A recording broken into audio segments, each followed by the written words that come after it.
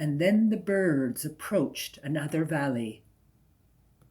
Now in this valley there were mountains, soaring up in this direction and that direction and this direction again.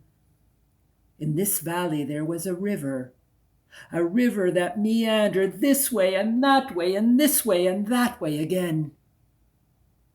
In this valley there were countless footpaths that led in all directions, countless footpaths that led everywhere and nowhere. And when the birds approached this valley, they began to cry out, Shana Besar! Oh, hoopoe bird, look at all the directions this valley offers us. How will we know when we choose the right direction? How will we find our way in all this maze of confusion that leads us everywhere and nowhere?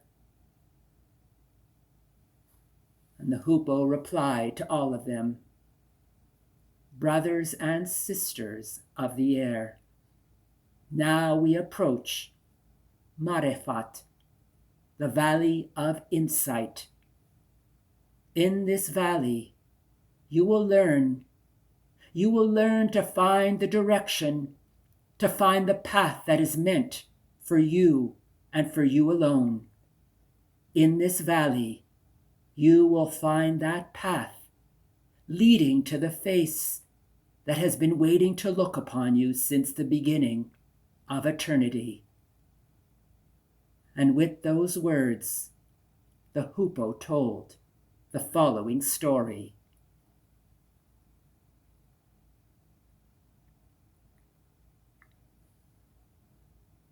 Once there was a great city, fortified by a great magnificent wall.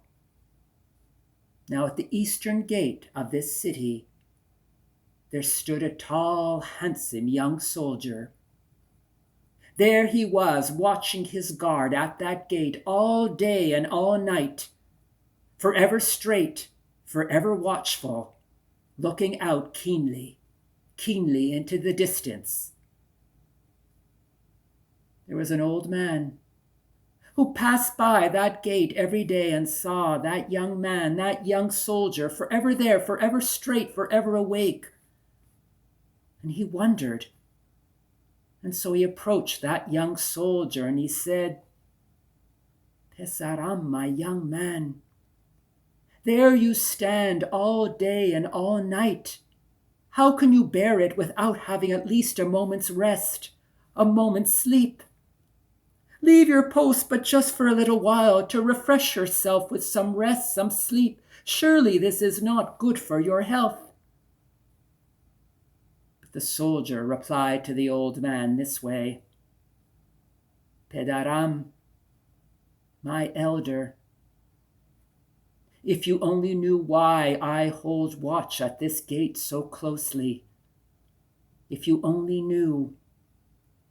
For not but 2 weeks ago, one night during one of my watches, I saw the most enchanting creature approach this very eastern gate where you stand.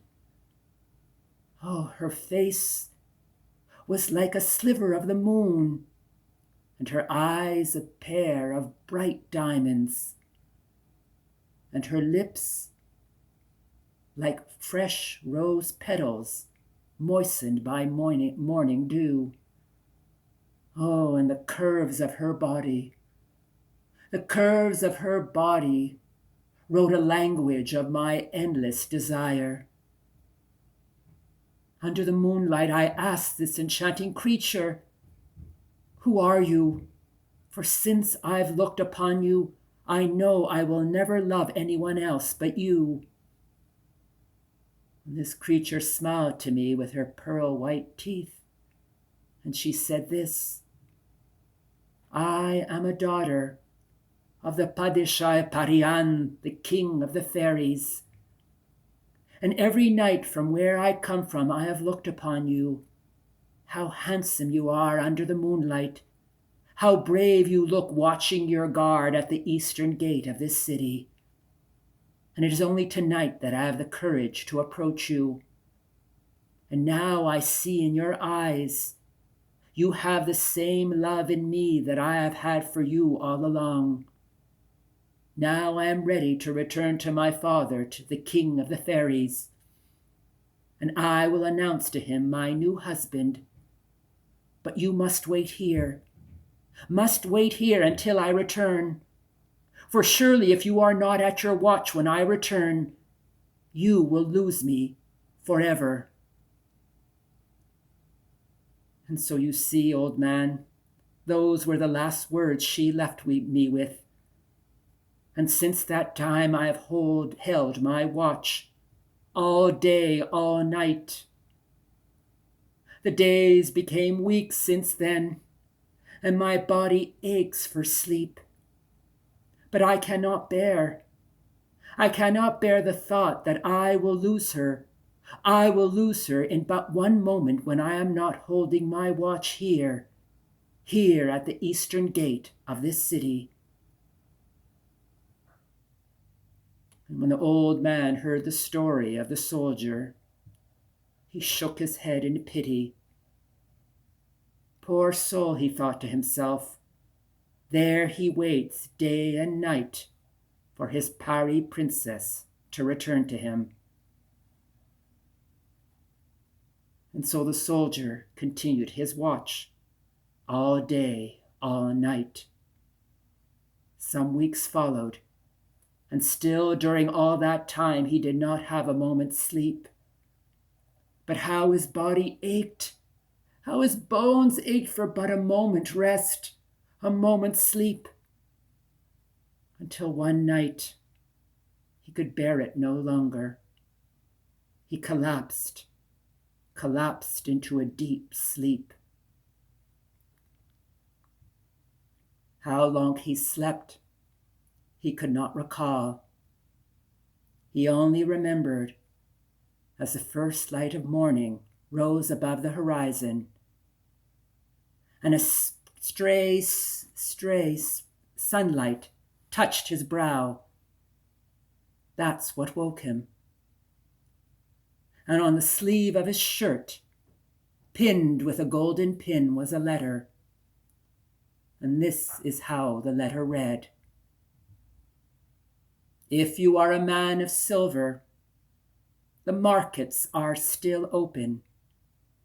If you are a man of prayer, the time of prayer has not yet arrived. But if you are a lover, in a moment's sleep, in a moment of inattention, you have lost forever your encounter with your beloved.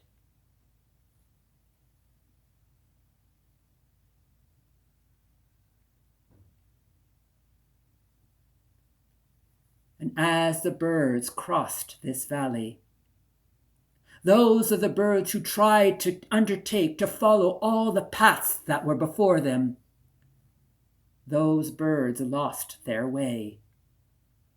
But the birds that chose the path that was meant for them and for them alone, those birds were able to continue.